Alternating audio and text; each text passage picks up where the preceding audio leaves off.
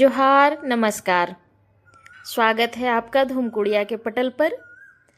धूमकुड़िया भारतवर्ष भर के भाषा एवं संस्कृतियों एवं विशेषकर जनजातीय भाषाओं, संस्कृतियों, इतिहास एवं विभिन्न प्रकार के संबंधित जानकारियां आपको मुहैया कराती है।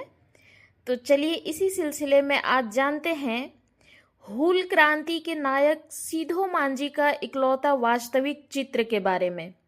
संथाल हूल के नायक सिधो मांझी का पोर्ट्रेट इकलौता चित्र 1857 की क्रांति से पूर्व के आदिवासी स्वतंत्रता संग्राम सेनानियों का चित्र मिलना दुर्लभ है। यह स्थिति संथाल हूल के नायकों को लेकर भी है।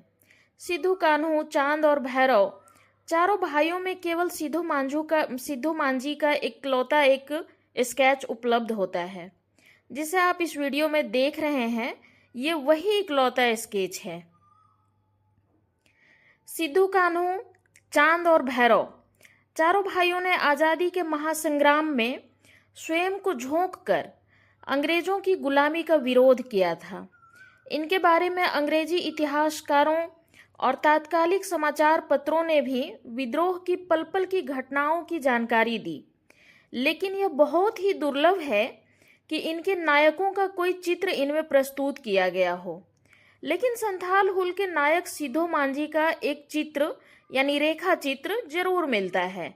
आइए उसी चित्र के बारे में जानते हैं। नीचे के फोटो जो आप देख रहे हैं, संथाल हूल के विषयों में कई जगह देखते होंगे।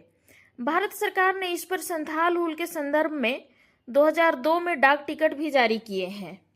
इसे 1856 के इलुस्ट्रेटेड लंदन न्यूज में छापा गया था। यह चित्र द इलुस्ट्रेटेड लंदन न्यूज 1856 के 23 फरवरी के अंक पेज नंबर 200 में छपा था।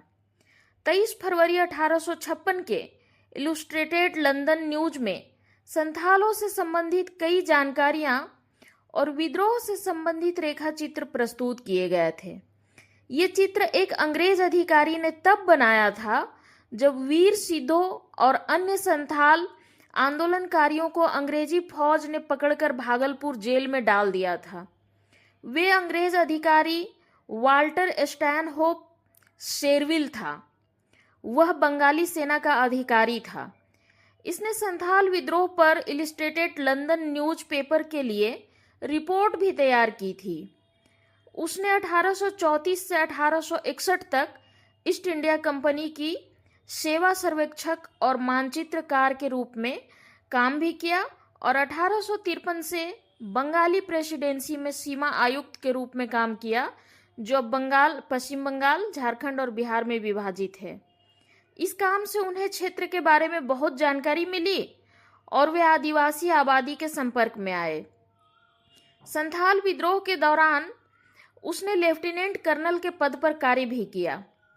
उसने इलस्ट्रेटेड लंदन न्यूज के लिए भी काम किया।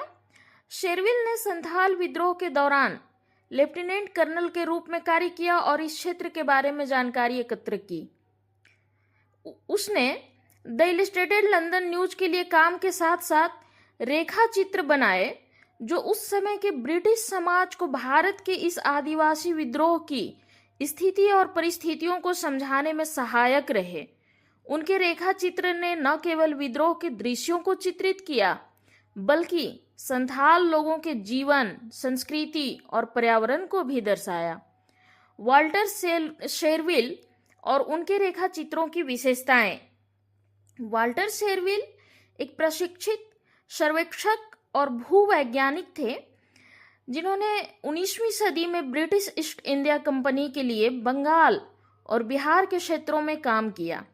संथाल विद्रोह 1855-56 के दौरान उसने संथाल परगना, जो आज का झारखंड और पश्चिम बंगाल का कुछ हिस्सा है, में न केवल प्रशासनिक और सैन्य भूमिका निभाई, बल्कि एक चित्रकार के रूप में भी योगदान दिया। उस समय ब्रिटेन का एक प्रमुख समाचार पत्र था द इलस्ट्रेटेड लंदन न्यूज। इसी में वह रेखा चित्र प्रस्तुत किया गया था। उसकी कुछ विशेषताएं इस प्रकार थी, जैसे रेखा चित्र जो उसकी होती थी वह बहुत यथार्थवादी चित्रण होती थी। शेरविल के रेखाचित्र अत्यंत विस्तृत और यथार्थवादी थे। उसने संथाल विद्रोहों के दृश्यों जैसे कि युद्ध के मैदान, विद्रोही समूहों और ब्रिटिश सैन्य कार्रवाइयों को जीवंत रूप में दर्शाया। उसके रेखाचित्रों में संथाल लोगों के हथियार जैसे कि तीर, कमान, भाले इत्यादि और उनकी रणनीतियां स्पष्ट रूप से दिखाई देती थीं। उसने सांस्कृतिक और नृजातीय विवरण को बहुत स्पष्ट रूप से दिखाया। संथाल समुदाय की संस्कृति, वेशभूषा और जीवन शैली को उसने अपने रेखा चित्र में शामिल किया। उदाहरण के लिए उनके चित्रों में संथाल पुरुषों और महिलाओं के पारंपरिक परिधान, गांवों की संरचना और उनके दैनिक जीवन के दृश्य देखे जा सकते हैं। यह उस समय के यूरोपीय पाठकों के लिए संथालों के बारे में एक नई समझ प्रदान करता था। भौगोलिक परिप्रेक्ष्य, वह एक सर्वेक्षक था, जिसके नाते शेरविल के रेखा चित्रों में भौगोलिक सटीकता होती थी। उसने संथाल परगना के जंगल, पहाड़ और नदियों को अपने चित्रों में शामिल किया, जो विद्रोह के भौगोलिक संदर्भ को समझने में मदद करते थे। यह ब्रिटिश प्रशासन के लिए भी रणनीतिक रूप से महत्वपूर्ण था। प्रचार और दस्तावेजीकरण का मिश्रण होता था उसके चित्रकारी में। द इलिस्ट्रेटेड लंदन न्यूज के लिए बनाए गए उनके रेखाचित्र न केवल समाचार के रूप में काम करते थे, बल्कि ब्रिटिश साम्राज्यवादी के दृष्टिकोण को भी बढ़ावा देते थे। इनमें संथालों को कभी कभी जंगली या विद्रोही के रूप में चित्रित किया गया, जो उस समय की औपनिवेशिक मानसिकता को दर्शाता है।